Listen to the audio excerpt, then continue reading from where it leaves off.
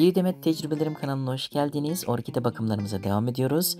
Bugün size Dendrobium yani kokulu orkidelerimin sonbahar bakımlarını yapacağım.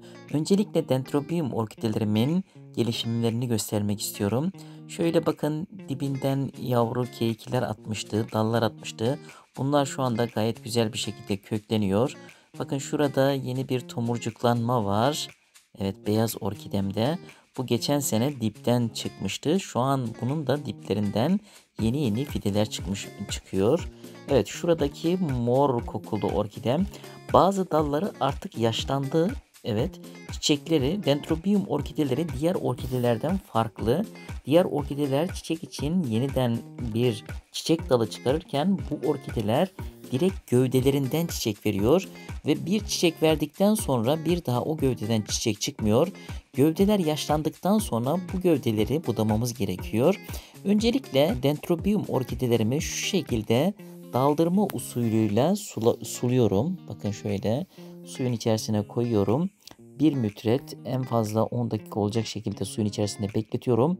Üst tarafından da su püskürtüyorum. Şöyle özellikle yeni çıkan köklere su püskürtüyorum. Diğerini de aynı şekilde daldırma usulüyle bu şekilde suluyorum. Evet, şöyle. Evet. Şu dip kısmına su püskürtüyorum. Özellikle kök çıkmalarını teşvik ediyor bu diplerdeki.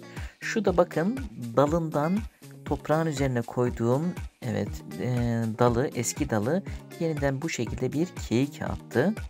Evet. Bu şekilde de bu keyiği şu anda kesinlikle bu dalından ayırmıyoruz. Bu şekilde köklenmesini sağlayacağız. Mart ayında bu keyikinin köklerini bu daldan ayırıp normal dikimini yapacağız. Evet, Mart ayı gelmeden kesinlikle bu daldan ayırmayınız. Mart ayında kökleri biraz daha büyümüş olacak Mart ayına kadar ve Mart ayında kökleri bu dalından ayrımını yapacağız. Evet, şunu da şöyle koyalım. Diğerlerini de aynı şekilde daldırma usulüyle bu şekilde suluyorum bakın. Suyun içerisine koyuyorum. Şöyle bir 10 dakika bekletiyorum. Ve fazlalık suyun akması için bu şekilde bir yere koyuyorum. Evet, sulamasını bu şekilde yapıyoruz. Ne zaman sulayacağız? Köklerine baktığımızda şöyle hafif kurumuşsa, toprağı kurumuşsa, kökleri artık grileşmişse bu orkidelerimizin sulaması geldi demektir. Evet, fazlalık suyun kesinlikle akması gerekiyor. Şimdi bakın, şu yaşlı dalları artık buradan almamız lazım ki alttan gelen güzel fideler daha rahat büyüsün ve yeni çiçeklere doğru yelken açsın. Evet, şu orkidemde aynı şekilde sulaması bitti. Şu alt taraftan mutlaka su püskürtüyorum ki yeni kökler çıkabilsin. Evet, sulamasını tamamladık. Şimdi bakın, geçen sene çiçek vermiş, artık daha çiçek vermeyecek şu eski dalları, evet, bu eski dalları şöyle alt tarafından dibinden kesiyorum. Bu dalları sakın çöpe atmayınız. Bu dalları evet şöyle ayırdım. Dibinden kestim. Yapraklarını koparıyorum. Ve 2 tane ara olacak şekilde boğum yerlerinden kesip küçük parçalara ayırıyorum. Bunları toprağın üzerine koyacağız. Yeniden keyik atmasını teşvik edeceğiz. Bu orkidemiz çok güzel kokuyor. Mor, sarı orkidemiz. Bakın şöyle küçük parçalara ayırıyorum. Şimdi parçaları göstereceğim sizlere. Sizler de budadığınız dalları bu şekilde küçük parçalara ayırdıktan sonra orkidelerinizin diplerine koyunuz. Ve bu şekilde yavaş yavaş onların da yeni keyikler çıkarttığını göreceksiniz. Ekstra bir şey yapmanıza gerek yok. Bakın şöyle ufak parçalara ayırdım. Bunları orkidelerimizin şöyle diplerine koyacağız. Şu dal da artık eskidi. Bu dalı da aynı şekilde dibinden kesiyorum. Yapraklarını koparıyorum. Şimdi bunu da aynı şekilde küçük parçalara ayırıyorum. Şöyle bakın. Tam boğum yerinden kesiyoruz. 2 tane yer bırakarak boğum yerlerinden kesiyoruz. Toprağın üzerinde bunlar kuruyacak ve yeniden K2 atacak. Evet, bunların gelişimlerini sizlerle paylaşacağım. Şu geçen sene K2'den diktiğim arka tarafta ufak bir yavru var.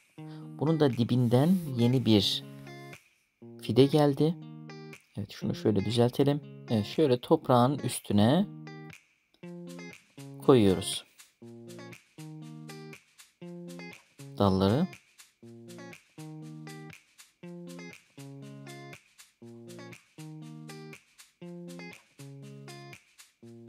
Diğerlerinin de dibine koyabiliriz. Bir kısmını da diğer orkidemizin dibine koyalım şu şekilde. Direkt toprağın üzerinde bunlar kalacak ve bunlar yeniden keyik çıkacak. Şu da bakın, geçen sene diktiğimiz alttan çıkan orkide, bu da çiçeklenmişti. Artık yeni çiçek açması çok zor. Bunu da dipten kesiyorum ki alttan gelen taze fide, bakın şöyle gösteriyorum. Bunu da dipten keseceğim. Alttan gelen taze fideye bütün enerjisini versin ve daha güzel olsun. Bunun da aynı şekilde yapraklarını kopartıyorum. 2 parçaya böleceğim bunun tam boğum yerinden. Bunu da toprağın üzerine koyacağım. Bu şekilde köklenmesini sağlayacağız. Evet, şöyle boğum yerinden ayırdık. Ve toprağımızın üzerine koyduk. Şimdi son gelişmeleri sizlerle paylaşmak istiyorum. Şöyle bakın. Eski dalları budadık. Budadığımız dalları ufak parçalara ayırdık ve bunları toprağın üzerine koyduk. Şöyle görüyorsunuz. Toprağın üzerine koyduk. Bunların yeniden K2 atmasını umuyoruz. Geçen sene koyduğumuz bir dal K2 attı.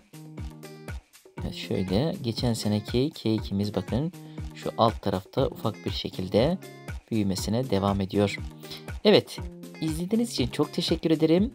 Sizler de bu şekilde kokulu orkidelerimizin, yani Dendrobium orkidelerimizin bahar bakımlarını yapabilirsiniz. Eski dalları kesip yeni dalların rahatça büyümesini sağlayabilirsiniz. Daha fazlasıyla alakalı kanalıma bekliyorum. Abone değilseniz abone olur, like atar ve videomu paylaşırsanız çok memnun olurum. Bir sonraki videomda görüşmek üzere. İyi günler.